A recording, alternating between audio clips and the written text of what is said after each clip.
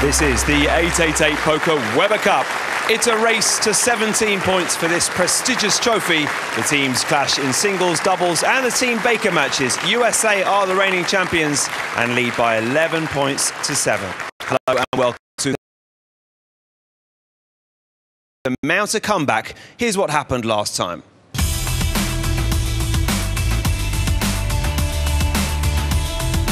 Last session, the Americans dominated us a little bit. The last 3 games last night, they bowled almost 800. For the 3 games, they were averaging almost 260. If they bowled that well again, then it's going to be really difficult to beat them. We've been bowling okay. It hasn't really been going our way so far. We're all pretty positive right now. We know exactly what we need to do. We need to go out there and we need to start striking a lot more than we have been. Put up some big scores. If we can win at least 2 of those first 3 games, you know, we start to cut the deficit down and it puts some more pressure back onto them. The teams are so evenly matched. You know, 1 point here, 1 shot there could just change the whole outcome. We know we have to get off to a strong start. You can't let this team get any momentum. We know that they're capable of everything that we are, so we've got to keep the heat on them. We're going to come back fighting and use every bit of European spirit that we can. It was pretty tragic what happened at the Ryder Cup this year. Even though we have the same lead going into the final day, I think it's going to be a completely different result. Plenty of red on that scoreboard from session 3. The Americans finally managing to pull away a little bit, winning 4 points in the session and now leading by 4. This is what we have to look forward to. Dominic Barrett versus Tommy Jones, one of those standout games. And of course, we start with the team match, the Baker. It's time to introduce Team Europe.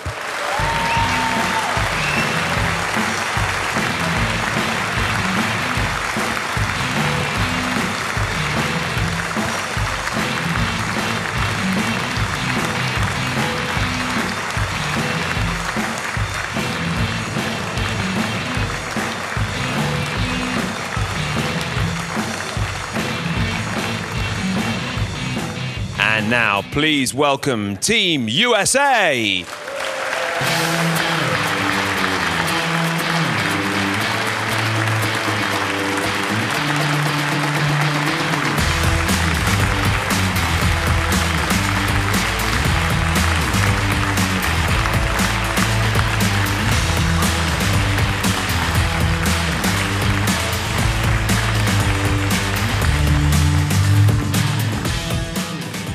Well, let's have a quick chat with the captains then before we get this session 4 underway. Osku Palermaa, captain of Team Europe. Chris, come on up as well. Chris, first of all, it's been a great couple of days for you so far, hasn't it? Very pleased. Got that little early advantage and then we hung on to it. They kept battling back to 1 and last night we finally got a little breathing room. They call this the Ryder Cup of 10-pin bowling. You know what happened in the Ryder Cup fairly recently. Has that played on your mind? Has that played on your mind a little bit? Those golfers only get to play for the win every once in a while. We get to do it all the time. Okay, Chris, thank you very much indeed. Osku, how are you guys feeling ahead of today? We're going to replay the Ryder Cup. It was 6-10 there, 7-11 here, so pretty much the same thing because this goes a little further. So it's been tight until yesterday evening, so we're still in it. Yeah, it looks like a kind of fiery Super Sunday crowd here in Barnsley as well. They're up for it, I think. Yeah, I think so. It's been loud, so. But we need to get it up just a notch higher and we'll be fine. Time to hand you over to our commentary team. It's Cass Edwards and Simon Golding. A crucial session for Team Europe against Team USA in Weber Cup 13, and a number of things could happen over the course of the next few matches. Cass, this could be fascinating. Europe could end up in the lead at the end of this session, or things could go horribly wrong. Simon, yes, you're quite right. This session last year ended up in a 5-1 victory for the European side and brought them right back into the competition. And they desperately need that to happen again this year at exactly the same time. But I'm sure the guys in red will have something to say about that. So we start the Baker game with Mike Fagan of the USA. That 11-7 scoreline opened up towards the end of yesterday's last session. And it's the biggest lead that the USA have held in Weber Cup 13 so far.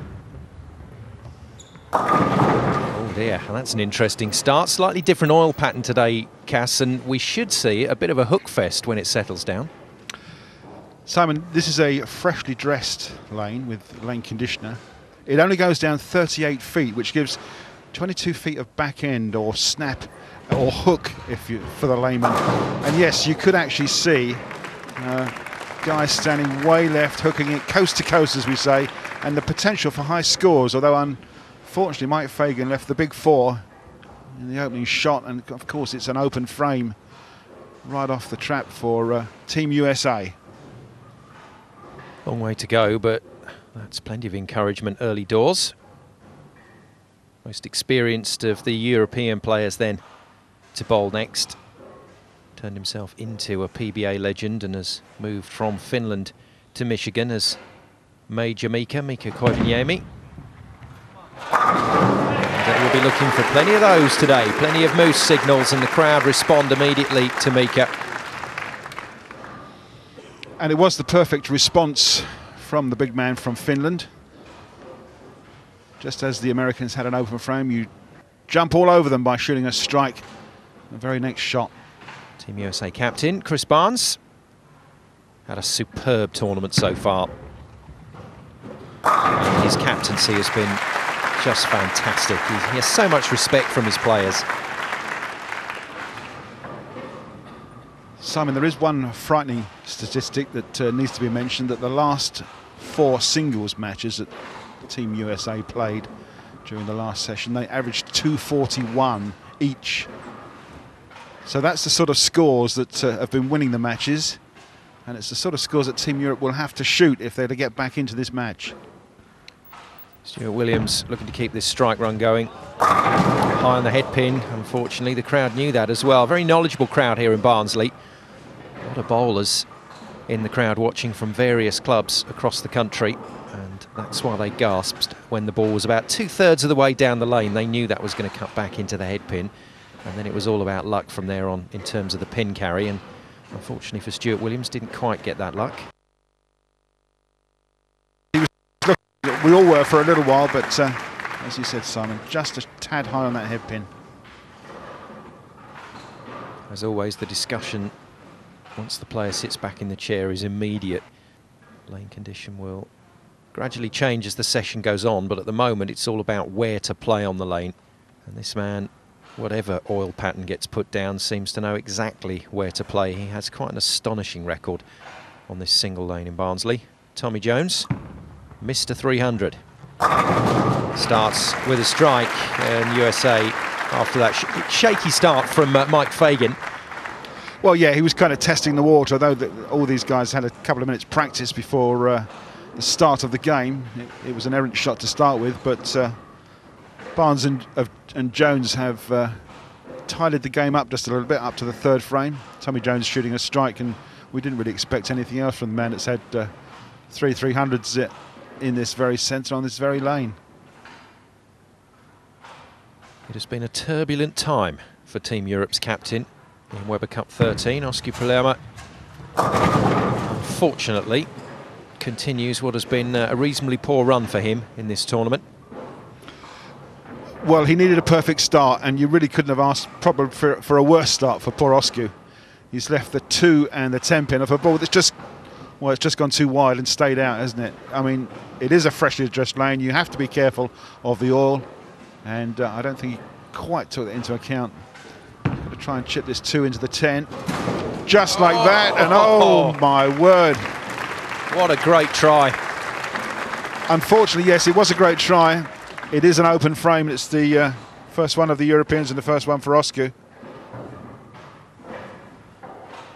Well, he did exactly what you said, Cass, and he nearly got enough action. In fact, he hit it just a touch too thin. Yeah, it had been a little bit heavier and that would have gone, but the 10 pin wobbled, but unfortunately stood. So up steps Bill O'Neill, trying to make 3 strikes in a row. And he too went that little bit too wide, didn't he? Well, having recovered his composure fantastically in his last singles match yesterday, when it looked like he was heading for a maximum, a 300, He's come out again and has done what he did in that first Baker of this entire Webber Cup 13, and he threw 2 very wide balls there, and it really upset him. Didn't seem to settle for a long time. And now he's missed a single pin. Little stumble at the foul line. It's gone wide, and Team USA conspiring to let Team Europe back in at the moment. An unforced error. I don't know what to say about that. He got his spare ball out, which goes hard and straight. It's an 8-pin, and this ball it sets off straight. He knows it's not going to hook, and it goes straight through the 5-pin spot without moving 1 iota of an inch. It's an open frame. Just unbelievable. Well, you didn't know what to say, Cass. His teammates certainly don't know what to say. They're giving Bill plenty of space. Just a little encouraging word from Chris Barnes, who's been superb. I said his captaincy has been fantastic. It was a wonderful moment when TJ missed a big shot yesterday, and he was all over it, covered it really well. And Dominic Barrett not getting the start that he wanted. We expected so much from Barrett. He came into that game against O'Neill, and we basically said this is a point for Team Europe, and then O'Neill comes away, Barrett comes off his game, and next thing you know, the point's gone the other way. But it does mean we see the brain ball early.